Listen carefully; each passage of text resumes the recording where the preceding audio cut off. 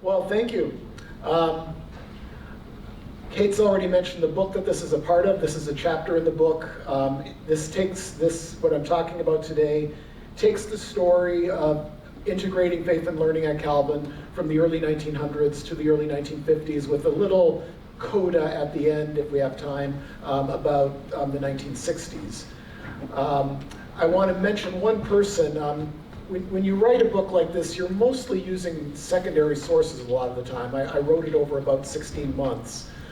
So I mostly used secondary sources and dipped into primary sources where I wanted to go into a little bit more depth. So you're really dependent on other people's ideas, and this chapter is most dependent on Michael Hamilton, a historian who some of you know, and he's working as well. He's doing research on Calvin as well, and he let me look at his research. And so some of the basic ideas in this chapter, some of my categories are ones that I've adapted from Michael Hamilton. So with that proviso in mind then, the perennial problem of integration. In 1950, Elizabeth Campice looked back on her time at the college. Her encounter with ideas from many perspectives at Calvin, such as Platonism, Aristotelian humanism, and Catholic Christianity, had taught her that she could not help but approach knowledge with a Christian bias. That's her word. She had learned to see man as a whole, his religious and intellectual and physical and cultural and psychological selves completely interrelated. This insight refuted fundamentalism, naturalism, and humanism, she argued, all of which reduce people to one aspect of themselves.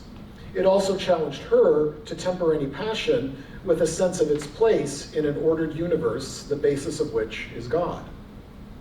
Calvin's president, Henry Schultz, likely was gratified by what Campice wrote. In 1944 in Chimes, he had explained what integrative education at Calvin meant. Progressive education was child-centered, while traditional education was teacher-centered. A Calvin education was God-centered. It did not seek to encourage either democracy or submission to authority, but it nonetheless helped prepare students to live in democracies and participate in public life. These descriptions of faith and learning probably would sound familiar to Calvin students today, but integration talk was still relatively new in the 1940s. The college did not begin to develop a consistent approach to faith and learning until the post-war era. Faculty had taken competing approaches in the 1920s and 30s, and sometimes had fought over them.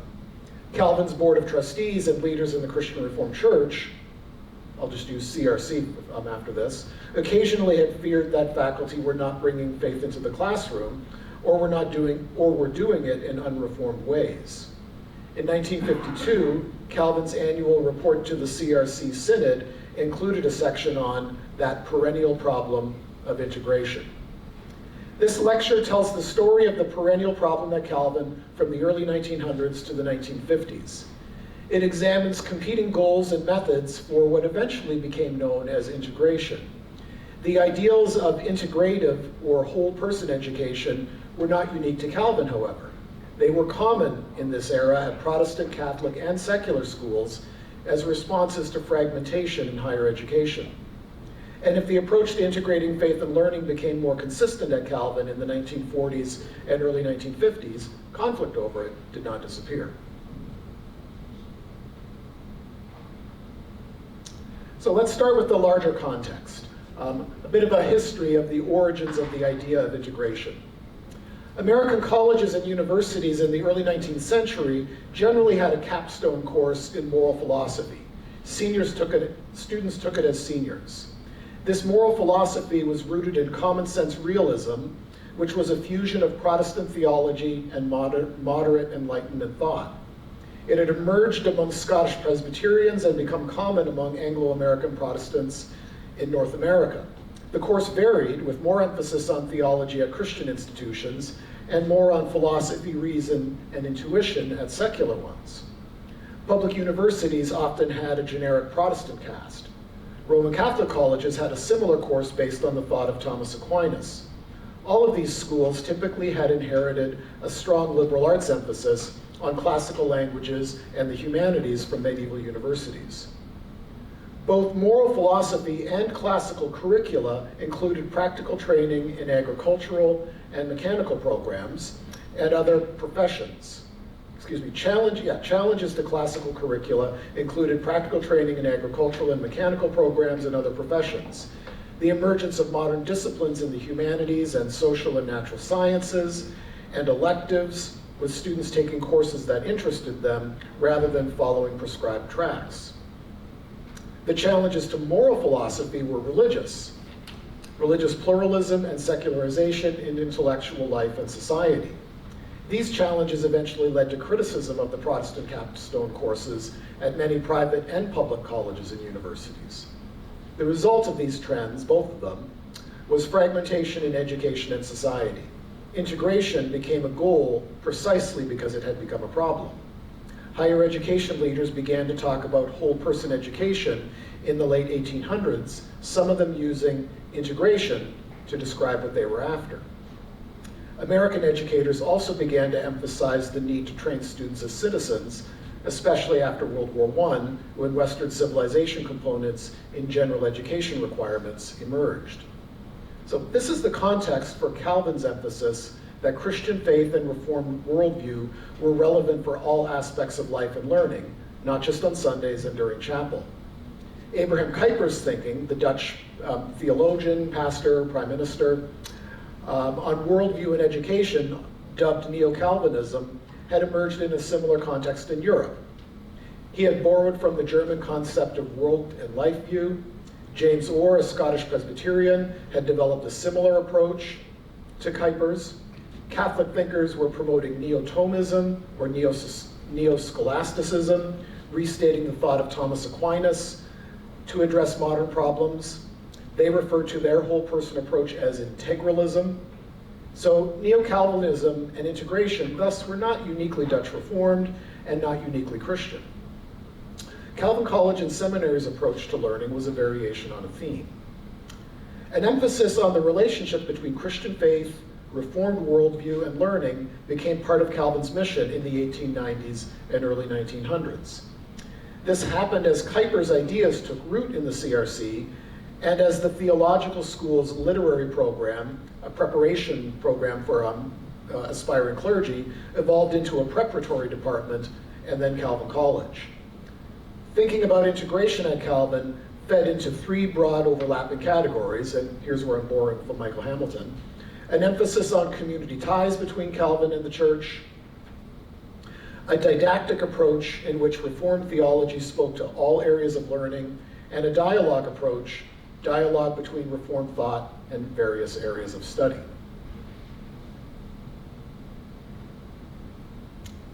So first, community ties at our school or unser school. The emphasis on community ties was practical. President John Heiminga, Calvin's first president, outlined this vision in the banner in 1921. The college would be the CRC's undergraduate school. The CRC would supply it with students and subsidize it financially. College-trained teachers from Calvin would serve Christian schools. Those schools would send their graduates to the college. Seminary students would start at the college, and after graduating from the seminary, they would serve the CRC as pastors. Calvin faculty at the seminary and the college would be intellectual leaders in the church, writing for magazines such as The Banner and De Wachter, and publishing books meant for clergy and lay audiences. Calvin thus would be part of an integrated network of institutions that supported each other. This is what Heiminga told Banner readers. Our school must continue to be the mouthpiece of our Calvinistic people and express firmly and clearly the sacred convictions of their heart. Our policy for the future must be in harmony with its foundation in the Word of God. Heiminga's vision was not strictly internal, however. There also was a public opportunity for Calvin and the CRC, he believed. A world of sorrows and woes needed a firm foundation upon which new theories and new systems could be based, and here I'm paraphrasing and quoting him, could be based for the solution of all its social and political and national problems. So, the Our School vision was both sectarian, reflecting long-standing isolationist tendencies in the CRC, and worldly in aspiration. Heiminga expected Calvin to eventually become a full-fledged university with a reputation to match the best Christian and secular institutions. Its faculty and alumni would influence public life in the United States. The church and its schools would keep each other distinctively Reformed, and Reformed worldview would serve the nation. The limitation of this approach was that it offered no insights in how to incorporate faith and worldview into faculty research or student learning in the classroom.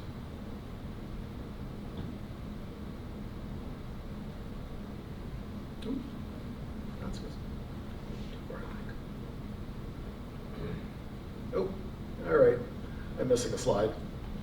No slide for, wait a minute, there should be one.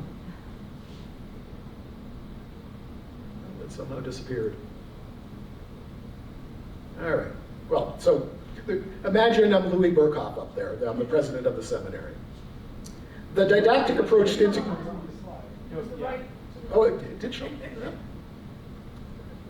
Oh yeah, he is in there. Sorry, I didn't realize that there were two of them in there. I thought there was a distinct slide for didactic integration. All right, here we go.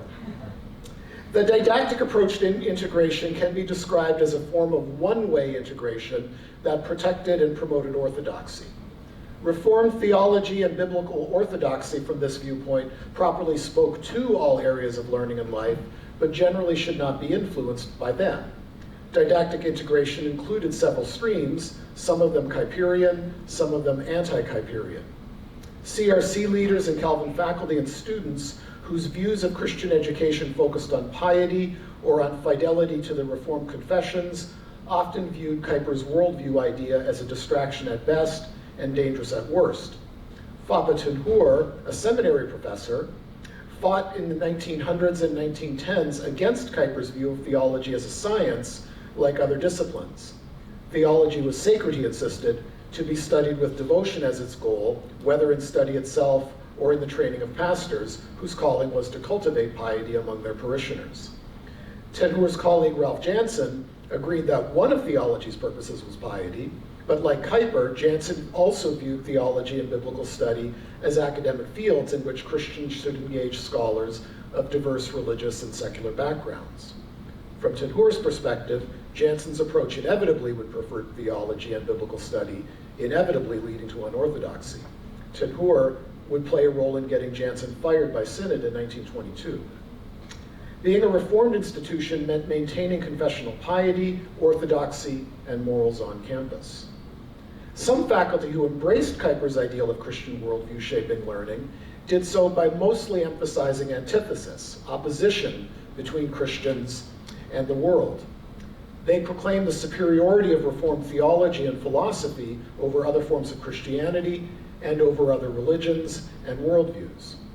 Secular learning, whether in scholarly study of the Bible, philosophy, history, or biology, threatened orthodoxy and faithfulness to the Bible. Even the idea that some scholarship from these disciplines might help defend the Bible or orthodoxy suggested a lack of faith, implying that there were weaknesses that needed to be addressed. Louis Burkhoff, seminary president, from 1931 to 1944, and for 20 years before that, professor, actually longer than 20 years, 25 years before that, professor of systematic theology, illustrates this viewpoint. He promoted Kuyper's ideal of bringing Reformed faith into all phases of life, and he wrote widely in theology and on social issues. His precise, rigorous thinking shaped generations of Christian Reformed clergy, but Burkhoff was careful to shield biblical scholarship and theology. He taught the seminary's archaeology course, for example. His textbook, Biblical Archaeology, did not address archaeology as a field, whether research that questioned historical details in the Bible or that which confirmed biblical accounts. It simply used archaeological discoveries to illustrate what Scripture itself said about geology and social culture in the biblical world. On the other hand, biblical orthodoxy and Reformed theology properly did speak to other fields of study, correcting them where they strayed into unorthodox questions and conclusions. An example was a conflict in the late 1920s at Calvin over Harry Jellema's view that aspects of Platonism and philosophical idealism offered insights helpful to Christian thought. Another example was evolutionary science. Calvin and the CRC did not participate in conflicts over evolution in the 1920s directly with other Americans, but they had some loosely similar parallel concerns. Some Reformed thinkers, like Abraham Kuyper and Herman Bavinck, allowed that there was indeed evidence of evolutionary changes, but they criticized evolutionary thought, arguing that it tended to deny the Genesis account, deny God's existence, and promote naturalism, the idea that material reality is the only reality. Some science faculty at Calvin in the 1930s criticized evolutionary thinking and the claims of secular biology along these lines, emphasizing instead the superiority of Christian worldview. Their theology and science were not wholly negative, however. The positive element might be described as doxological, that is, praise of God. Like the Bible, though secondary in status, nature reveals God. The Belgic Confession describes God's creation and preservation of the universe as a means or a book of revelation. Proper scientific study of nature's wonders, then, could be an act of worship of the Creator. Faculty at Calvin generally agreed that theology had a sacred role to play, to encourage piety, for example, and agreed that orthodoxy and biblical faith had both an inspirational and regulatory role in all areas of study, but antithesis alone, focusing on critiquing non-Christian ideas, did not provide concrete ways to apply Reformed viewpoints to methods of learning. For all its insistence in the superiority of Reformed theology and Christian worldview, the antithesis ethos often betrayed a brittleness. It also neglected how non-Christian influences had shaped Christianity historically. For example, Greco-Roman thought in framing and addressing questions about the Trinity and nature of Christ, as discussed in the ecumenical creeds. Nor did the regulatory and doxological elements in didactic integration provide ways to connect Christian worldview to doing biology or psychology or history or literary criticism and so on. Christian study needed awareness of the antithesis as a reminder to engage worldly learning cautiously, but it also needed what Kuyper called common grace, which shaped what Christians and non-Christians shared, to make room for integrating Christian faith with methods and practices in those many disciplines. Without common grace giving warrant for using modern scholarly methods, there could be no shared discussion between Christian learners, the disciplines they studied, and other scholars. Nonetheless, the didactic model of integration was the predominant one at Calvin in the 1920s and 1930s. So, dialogical integration. Faculty and students who advocated common grace and put it into action tended to approach the relationship between faith and learning as a conversation. This dialogue involved participation as Christians in the world, in this case, of course, participation in academic disciplines and the arts. But it also included critique of the limitations and falsehoods of other worldviews. Harry Jellema, the college's first full-time philosophy professor, he was at Calvin from 1920 to 35, left unhappily in 1935, but then returned in 1948, staying until 1963, when he aged out at Calvin, given its retirement policies, and then spent about a decade starting the philosophy department at Grand Valley. So Harry Jellema exemplified the dialogical approach. He used dialogical pedagogy in the classroom, raising questions and prompting his students to help them develop answers. Reflecting the idea of common grace, he believed Christians could learn from non-Christians.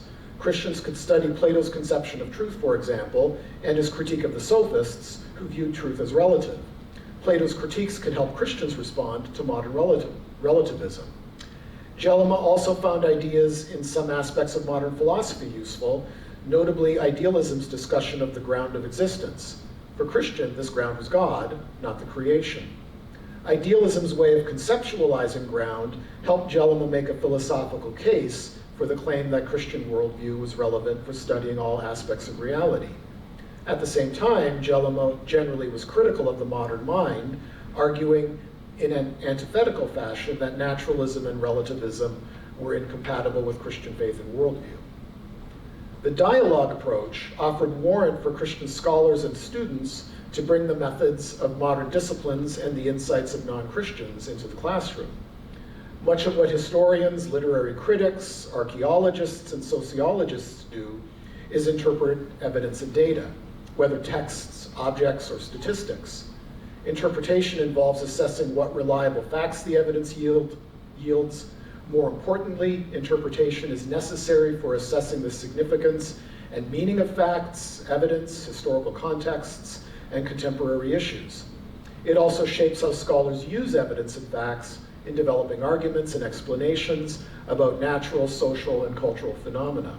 In turn, interpretation is shaped by the worldviews that people bring to what they study. Ralph Jansen, for example, used the research of biblical scholars who analyzed the Bible, setting the Hebrew and Christian scriptures in their ancient Near Eastern and Greco-Roman contexts. He also was interested in how philosophical ideas and systems had shaped Christian theology, even in the early church. Jansen and Jellema were interested in using the tools of modern thought to help Christians address contemporary intellectual trends. Common grace meant that non-Christians could discover aspects of truth and potentially even offer insights into the Bible and Christian theology. Sin and human limitations meant that even Christians could have distorted understandings of truth, including in theology and biblical study. When Christian views conflicted with, or at least seemed to conflict with, the results of modern thought, both should be examined carefully. Were aspects of Christian views, even long-held traditions, sometimes flawed? Could modern research sometimes illuminate and improve Christian understanding and help defend orthodoxy? Advocates of dialogical integration believed that sometimes they could. This viewpoint offered ways to connect learning across various fields of study, even across the divides of faith and worldview. All truth was God's truth, after all. Jansen defended his understanding of the relationship between faith, worldview, and learning by appealing to leading Reformed thinkers, including Herman Bavinck of the Free University. If Christians were to develop a Reformed worldview, one that spoke to the needs of the world, they would need to be in conversation with the ideas and methods of modern intellectual life and the scholars who had developed them. In the 1920s and 30s, the dialogical approach to integrating faith and learning was controversial at Calvin. Jansen was fired in 1922, and Jellema chose exile in 1935, leaving for Indiana University. He would return about a decade later, as I said. Calvin graduates who earned PhDs and followed this dialogical approach typically did not return to Calvin to teach in this era. They began to return in the late 1930s and in the 1940s. Some of those who did not come back to Calvin remained Christian Reformed, such as O.K. Bousma, a philosopher.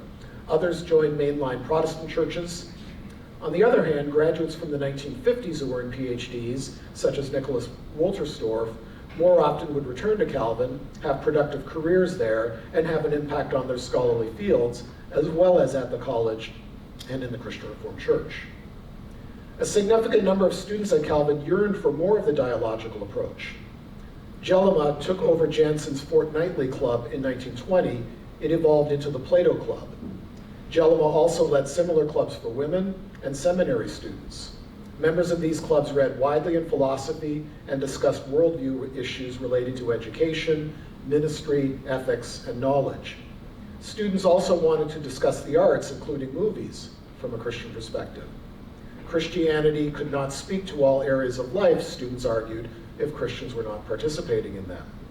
By the late 1940s, integration was becoming more common, as Elizabeth Campice's article in the Calvin Literary Review indicated.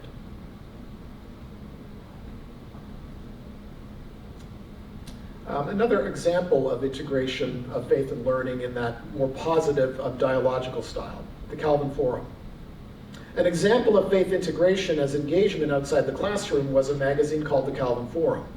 College and seminary faculty started it in 1935. Clarence Bousma of the seminary edited it. Its goal was to promote the Reformed vision of Christian worldview as relevant to all areas of life. It included discussion of philosophy and theology and socio-political issues. Its biggest immediate impact in Christian Reform circles perhaps was to challenge the identification of being Reformed with the Republican Party and conservative socio-political views. The Calvin Forum offered a mix of modestly progressive politics and orthodox religious views.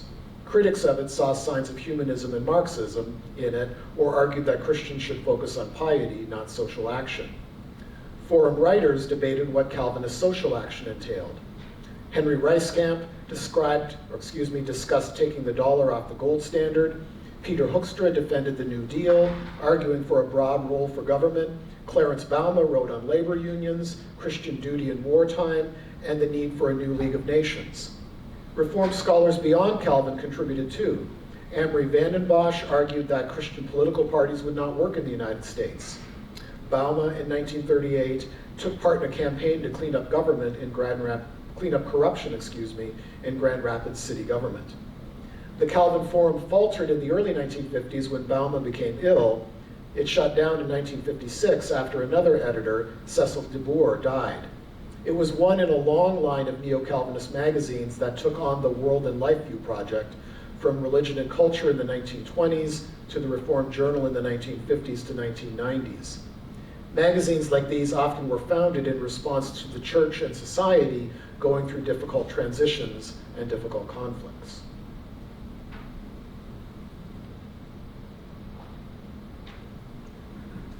The late 1930s saw conflicts related to worldliness in Calvin. The biggest one was over students attending movies and faculty reluctance to police this behavior. The Board of Trustees also was concerned that faculty were not adequately incorporating faith and worldview in their classes. In 1939, the CRC Synod created a committee of 10 clergy and laymen to study these concerns. Faculty had to submit syllabi that outlined how they brought faith and worldview into their classes.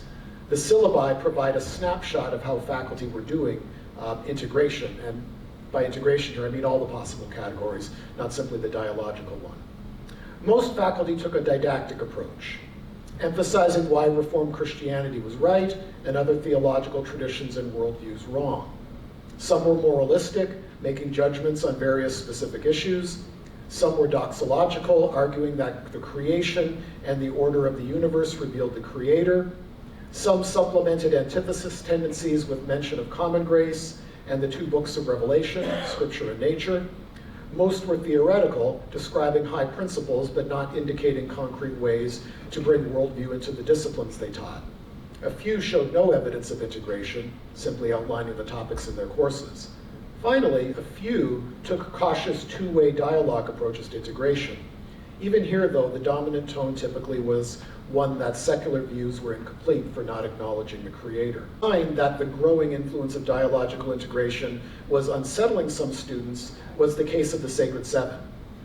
In 1951, 7 seminary-bound students submitted a report to the Board of Trustees that accused 6 college faculty of being unreformed.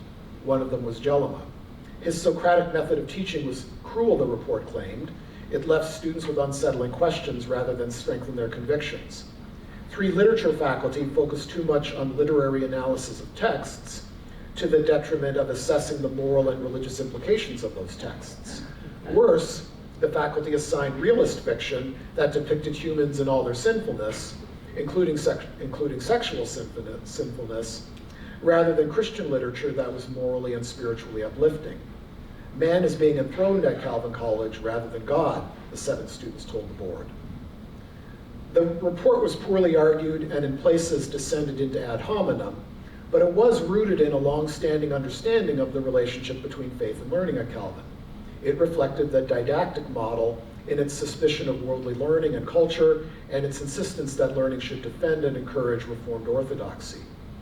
Some faculty and students responded harshly to the report, and the complainants became known as the Sacred Seven. The board listened to the Sacred Seven, but ultimately rejected their complaints. Some of them went on to influential careers as pastors and missionaries. I remember one of them as a kid. Their point of view could be found in the mid to late 20th century in conservative Christian Reform magazines such as Torch and Trumpet, later renamed Outlook, and Christian Renewal, a conservative Reform magazine in Canada. Henry Kuiper, editor of the Banner, took up the cause of the Sacred Seven. He questioned the faithfulness of the college, doing so more vociferously than he had in the 1920s. Read the book on that. The college's new president in 1951-1952, William Spoolhoff, convinced Synod not to respond to these complaints with an investigative committee. He argued that would undermine faculty morale. To head off concerns at Synod, he had the college faculty sign a statement of loyalty to Reformed Orthodoxy and the Church, and he promised more attention to faith and learning at the college. The faculty presumably found the statement mortifying, but Spoolhoff's efforts undercut a threat to advocates of dialogue with the world in the classroom and scholarship. All right, so that's really the end of the story, but I thought I'd give you just one more little bit, a banner series in the early 1960s. A decade later, in 1961-62, the Banner ran a series by Calvin College faculty on integrated education. The 15 articles addressed subjects from theology, art, and speech to education, economics, history, and biology. It showed Christian Reformed members that Calvin remained committed to the Reformed tradition and to integrating faith in all areas of learning. It also offered church members ideas about how to do their own integrating in their own lives. Indeed, the Banner ran 2 other faith integration series that same year, one about Christian perspectives for people working in various professions, and one about mental health care from a Reformed viewpoint. In his article on teaching literature, John Timmerman articulated both faithfulness to the Reformed tradition and the Katerbergian ideal of worldly integration. Should the student read books with hostile views, once critical of Christian orthodoxy and morality, he asked, and if so, how should they be handled? Timmerman's answer was confident. We at Calvin believe that such books should be taught if they are genuinely representative of a worldview, authentic in experience, and superb in craftsmanship. Christians could not afford to be ignorant of modern ideas. Studying them would help students understand the world in which they lived, and if taught well by Christian faculty, students could learn from such books. At the same time, he emphasized, the Calvin teacher never leaves his students in doubt about his Reformed perspectives. Christian viewpoints in the classroom would complete literary judgments to the benefit of both sound scholarship and the spiritual life of the student. All right, a couple of conclusions. The story of the relationship between faith, worldview, and learning at Calvin from the early 1900s to the 1950s and 60s was one of competing approaches, occasional conflicts, generational transitions, enduring tensions, and church ties. The integrated approach that Schulze promoted in 1944 and the dialogical methods that faculty began to use more consistently signaled a shift at Calvin towards more engagement with the world.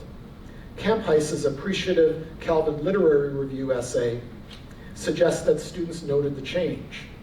The Sacred Seven were a reminder, however, that the didactic model continued to have advocates. The Banner series indicated that the idea was now shaping the church. Conflict over the right kind of worldliness and being faithfully reformed had flared up in the 1910s, 20s, 30s, and early 1950s. It would do so again in the 80s, 90s, 2010s, and 2020s, often sparked by the very goal of how to apply Christian perspectives to hot theological, moral, and issues of the moment. Thank you. So I'm happy to take questions. Yeah, Kate. I'm interested in the Schoolhouse faculty statement. Was that the first time that there was sort of a prior expectation of faculty statement of orthodoxy as opposed to assuming that all the faculty came from the CRC and, only punishing them for acts of heresy or statement of, because it suggests on the one hand kind of an opening to, the backgrounds of the faculty themselves, but I can also see what the faculty resisted it. And I'm just interested in more how that played out, and also whether it really was the first time that was. So the question was, I'm speaking now to the camera. The question is, was Spoolhoff's requiring of faculty to sign a statement of loyalty to the confessions and the church and orthodoxy the first time faculty were asked to do this? I think, and Jim can correct me if I'm wrong, I think this was the first time faculty were asked to do it again, we might say. Faculty, like faculty today, would sign the big book when they were hired, where they indicate that they agreed to the confessions and things like that. But this was the first time there was sort of an additional statement. So if the first one was, we mean it, this was sort of a, no, we really, really mean it case. We still mean it. We haven't slipped. We haven't slipped, we haven't stopped, yeah. But it was in contrast to certain recent developments. It's not something they had to do annually. No, yeah. And Kuiper's questioning of whether Calvin faculty were doing it, and if they were doing it, were they doing it in Orthodox fashion, was not the first time that happened. He was already asking that question in 1920-21, the period when Ralph Jansen was in the process of being fired. And so Kuiper began raising questions about this at the college, and when he was asked to give evidence and show some proof, he backtracked. I'm just asking the question. So he was a thorn in the side of Calvin on a couple of occasions. Yeah, go ahead, Joe. On the occasion of the first commencement ceremony of Calvin as a four-year college, he publishes an article, "Has Calvin lost its luster?" Yeah, yeah. You're really kind to the didactic mind. Well, I want to keep them reading, Jim. If I was writing this in a different context, I might be in Brat fashion or Mike Hamilton fashion, more pointed and witty about it. But I'm trying to honor all three approaches. I mean, the interesting point one of the interesting points that Kuiper worried about. So he said, we're creating departments and majors just like public universities. We're getting accredited by the North Central Association just like public and secular universities. Are we trying to get public respect rather than follow Christian faith?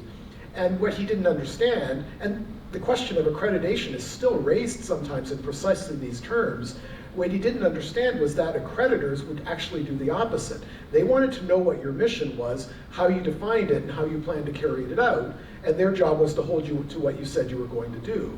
So the Higher Learning Commission in the 1920s wasn't concerned about Calvin's religious, reformed approach to education. Its concern was to make sure that Calvin did a good job of doing what its mission said it was going to do. But that's an ongoing kind of thing you'll hear every once in a while, that these accreditors are an agent of secularization. Ironically, they're not. Yeah, Craig. I enjoyed this immensely. I arrived completely as an outsider to all of this, and if I had read this in 2003, I think the past 20 years would have been much easier, actually. Yeah.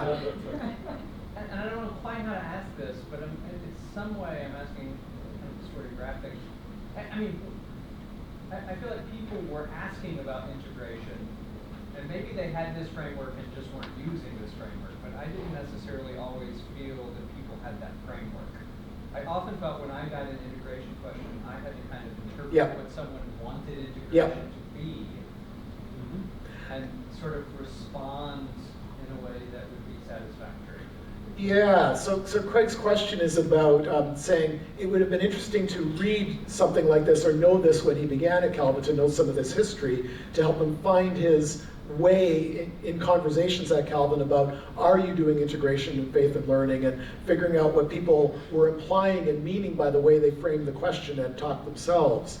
I think it's probably important to say that I'm imagining that then, like now, some faculty are far more articulate about this, whether it's the more didactic or the more dialogical approach than others. Some are more intrinsically engaged in that kind of thing than other people, whereas others, it's not as much something that drives them as scholars. So I do think that there is variety in how it's done now, there was variety in how it was done then. And it was a much more central interest to some faculty than others. And some faculty have simply more intrinsic capacity. Their brains work better that way of thinking than others. And they're glad that some of their colleagues are doing it really, really well. And maybe they don't feel so bad for not doing it as well as, from their point of view. I'll just add, I think your talk sort of brilliantly emphasizes disciplines as the kind of rub in all of this. Yes. And it feels to me like we still have not solved that question. No, and it applies in disciplines in ways, for some disciplines that are more easily pursued than others. Even if you're doing more technical history, for example, you're thinking about how do you explain why things happen. And that raises questions about human anthropology, what makes people tick. which helps you negotiate different methods for thinking about the relationship between social forces and intellectual forces and what influences each other. That naturally works better in a discipline like history or sociology. It's much harder to take a Christian sort of theological core idea and apply it to, I don't know, physical chemistry or organic chemistry. You can apply it in ways sort of more at a distance. I would imagine to why you do the chemistry you kind of do, thinking about how research in chemistry is shaped by, where you get the money to do the research comes from, but it's not going to connect in as immediate a way to what you do in the classroom. So there's always going to be variety. It's going to be easier in some contexts and some disciplines and even sub-disciplines than in other ones.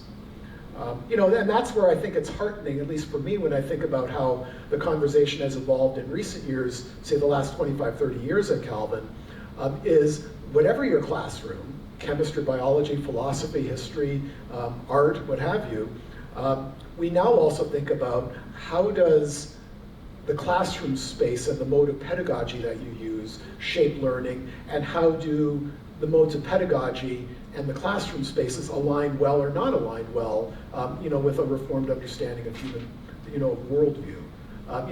Or thinking about, what's the value of research that is more practical, with immediate payoffs to address one social problem or another, versus that which is more theoretical or simply isn't applied and doesn't yet have an obvious application. And faculty can also use Christian thinking to help them make the case for the kinds of scholarship they're interested in, even if it doesn't apply in the same way and to the same degree, when they do their work at the chemistry bench, as opposed to, squirreling away in your office looking through manuscripts. And I think that Calvin sometimes has not served its students or its faculty well in not doing a better job of just acknowledging those differences. That it, of necessity can be and needs to be done differently in different fields. I remember at one point thinking about integration of faith and learning when I took my one physical education class at Calvin. It was in racquetball, I think. And I remember thinking, as a 21-year-old, really? We're doing integration of faith and learning when we're playing racquetball? Or maybe it was volleyball. I took two courses. I did racquetball and volleyball at Calvin. And about the only connection I can think of is that one time when I went up for a spike, I smashed the ball really hard right into someone's face, and maybe I could have reflected on, sort of getting competitive and how being competitive, meshes with Christian faith. But it did seem a stretch sometimes, when people were bound and determined to do it. Yeah, Doug. Oh, maybe you have two questions. One, I'm trying to understand your categories. I feel the conflict between the second and third. Yeah. I lived there. The second often accused the third of actually not doing integration. Yes. But the first category, clarify that again, and Yeah. does it have is it worked out later? Is it still present? So the first category, is, let me get back to the word I used. Community ties. Yeah, we might also say institutional ties. I think that one still applies. I mean, so one of the most recent things I've written is a book on immigration policy, and I was asked to write that as part of a faculty group and an alumni group that were asked to think about immigration and refugees as a concern for the church. And we were asked to produce things that might be useful to lay audiences, church audiences, and so on. So I wrote one of those Calvin shorts on immigration debates in American history. And I'm going to draw on that when I do that teach-in thing that Kate mentioned. And the idea there was to provide scholarship that is readable by a general audience that hasn't been to school for a long time, maybe never been to college, and address an important issue and give something for people to think about, both understanding the facts of the history and thinking about the questions principially. So we're still doing that, writing for the church, writing for Christian audiences in a way that I think fits with what John Heiminga was after with these community ties. More often than not, I think we feel a conflict between the didactic approach and the dialogical approach. But I think I would see it more like a Venn diagram, that there's a good deal of overlap. So someone like Jellema, who embodied that dialogical approach, he could also be very antithetical and very didactic. Clarence Bauma, even more so. Bauma was, a champion for this kind of integration. He tried to influence city government. He edited the Calvin Forum, but he was deeply concerned about Jellema's thinking. He was a progressive by CRC standards, but he was very skeptical of philosophy influencing theology, let alone philosophy by non-Christian philosophers. So I think that the didactic and dialogical approach often went together, but it is certainly the case that the didactic approach really didn't give you much to work with, if anything, for how to integrate, in any particular discipline. So in that sense, we might say, at its best, the dialogical approach incorporates the concern of the didactic approach, but it does something more.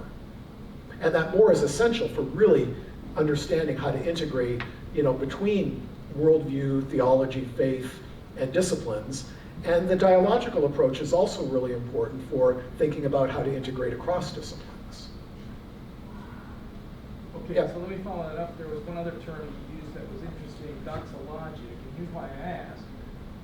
Late 80s, early 90s, when I was new on the faculty, in the wake of the Van Til Fourth Day controversy, I heard what I took to be a kind of doxologic approach coming out of the sciences, as Yeah. almost a way of deflecting concerns about their orthodoxy. So Yeah. praise God in heaven became a way of doing a Yeah. study.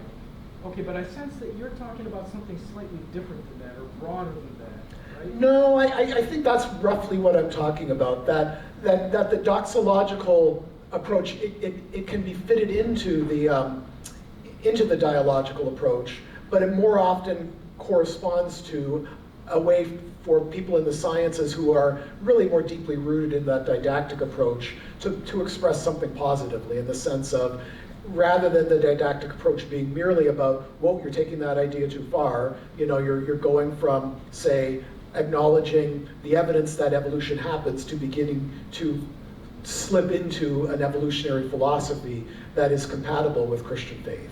The doxological approach then becomes a way of saying how science, how Reformed thinking can be more positively connected to science. And if you were to look at the history of science, I think you'd have some warrant for saying that a doxological sensibility has long been a part of science. When you look at the Enlightenment and early modern science, even science well into the 19th century, you find, and with major scientific thinkers like von Humboldt, you find that kind of sort of wonder about the creation, and you find it in both more orthodox and unorthodox and wholly naturalistic expressions. And even among hardcore scientists in the 20th century, you find that among scientists of a variety of religious persuasions, expressing wonder about what they're studying. So I do think that when scientists at Calvin do that with a Christian and more specifically even Reformed accent, they're doing something that scientists do. Yeah, Matt. Oh, and then Kristen. Matt and then Kristen. Where do you think the university stands in regards to methods of integration today? Has one approach sort of won out and become the official approach, or? I would say no. I don't know that there's ever been an official approach. I would say the prevailing approach, at least in terms of what the expectation was what I described as that dialogical approach. When you look at key documents like Christian liberal arts education from the 1960s, written by Nick Wolterstorff, you find that language sometimes directly, and often indirectly or implicitly there. So I think that became predominant. I'm not going to put a percentage on that. What has struck me in the last 30 years since I've been back at Calvin, 26 now, getting close to 30, is that there's been a growing range of approaches. And that's not just true at Calvin. Calvin's approach became influential more broadly in higher education in the 60s, 70s, and 80s. But relatively quickly, scholars from, Christian scholars from other religious backgrounds began to say, well, the Reformed approach it has these strengths, it has these limitations, but really it just doesn't fit with how I think and feel as a Christian. And they developed other approaches. So Anabaptists, for example, characteristically emphasizing how faith and scholarship connect to social action. Pentecostal scholars talking about how studying different disciplines can shape faith formation. And then more broadly still, thinking in terms beyond how ideas shape learning, but how relationships between students and faculty, between students, between scholars, how classroom spaces, how that shapes learning. David Smith at Calvin, for example, has written a lot about that. The late Penny Lynn Dykstra as well have written about that. So I would say it's become broader again. And that's especially been to the benefit of those who aren't primarily oriented around playing with ideas, whatever discipline they're from. And I think it's been beneficial, especially for disciplines where it may be harder to think this way in terms of the technical components of the scholarship and learning, but it allows them to think in really rich ways about what's going on in the classroom and what they're doing together in the classroom. Yeah, so this is super interesting, and I thought it was tracking all along, and then when I was listening to you respond to, or to Doug's question, actually, Yeah. I thought maybe I wasn't tracking so much, because I was thinking that the didactic and the dialogical were pretty much at odds. Okay. And so when you said the Venn diagram, and we're describing Yeah. how the dialogical could often be didactic. Yeah. Let me just ask a clarifying question. Yeah. So my initial understanding was that the dialogical really emphasizes common grace. Yes. Whereas the didactic does not. No, it much more, if it's Kuiperian, it emphasizes antithesis, and it emphasizes that really it's kind of skeptical of the whole project. Yeah, and I think the source of authority Yes. clearly is Yes. coming from the Bible/theology. Yes. Yes. Right? And it's coming one direction. Yeah. And then hence, right, Yeah. didactic as opposed to dialogical. Yeah. I suppose the one qualification I'd give to that is someone like Louis Berkhoff, who wrote broadly about social issues. So he was interested in integrating faith into life more broadly. I put him in that category, though, because where it touched on his own work and what was closest to his heart, which was teaching at the seminary, theology, biblical authority, there he was very concerned to prevent, for lack of better terms, outside influences. He was very skeptical and very concerned to prevent outside influences from shaping theology. And you get this sense that to even say, but this can help us defend the authority of Scripture or defend the authority of orthodoxy is almost already conceding too much.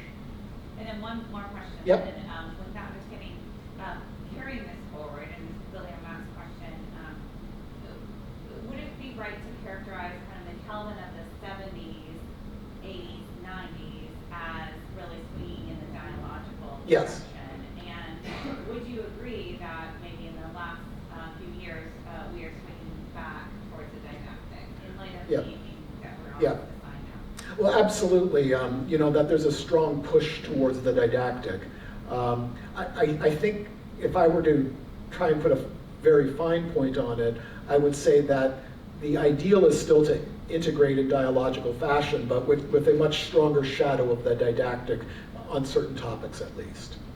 And I think the general point in the book, and this is where the title comes from, The Right Kind of Worldliness, is to see the kind of conversation that's happening today with one set of questions. It has echoes in the past in the church and in its two schools.